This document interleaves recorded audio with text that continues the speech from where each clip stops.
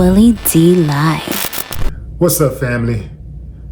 Over the last several years, and more immediately the last several days, Kanye West has been on a warpath of words against just about everybody.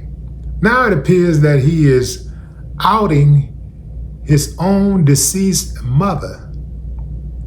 He jumped on X and said this: "You know that day when you hear noises coming from your mom's room and you find out she's a lesbian and you're like, 'Mom, that's my babysitter. You're sleeping with the employees. See, I get it from you, Mom.'"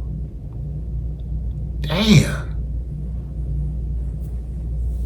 All right, what do y'all think of that, fam? Do you think that Kanye's Twitter account perhaps has been hacked? Or is that just Kanye being Kanye? Because his mama is catching strays now. His deceased mama is catching strays. A lot of people attribute Kanye's attacks against people and him going off as some type of trauma from his mother's death. People are saying he's still dealing with it, and then you got people, man, stop making excuses for that dude. He knows exactly what he's doing. He knows exactly what he's saying. He knows when he's hurting people. He knows when he's saying things to hurt people. So keep that same energy when Kanye is talking about how much of a free thinker he is and how much smarter he is than everybody else. When he's speaking on these particular things, believe him. If he says this, don't make excuses. Personally, I'm surprised that he would say something like that about his own mother, assuming that he is the author of that message. It's akin to Twitch's widow, Allison Holker, exposing him allegedly as a dope fiend. Yeah.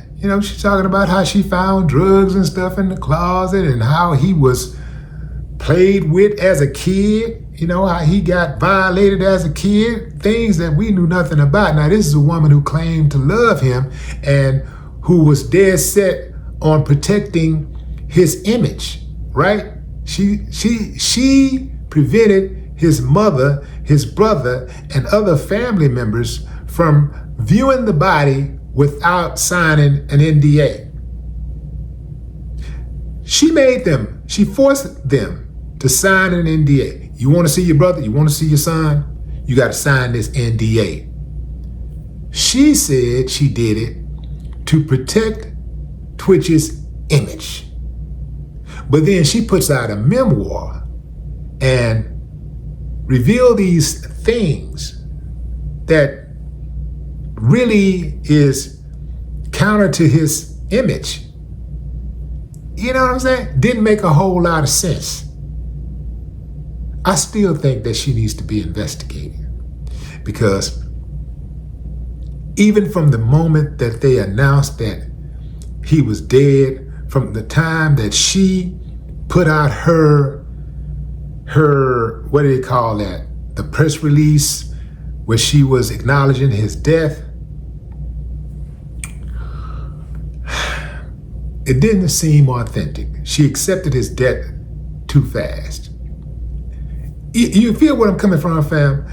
It's a person that you know to be sane. It's a person that you know to be happy. A person that you know to be a loving father, a loving husband. Y'all ain't got no problems.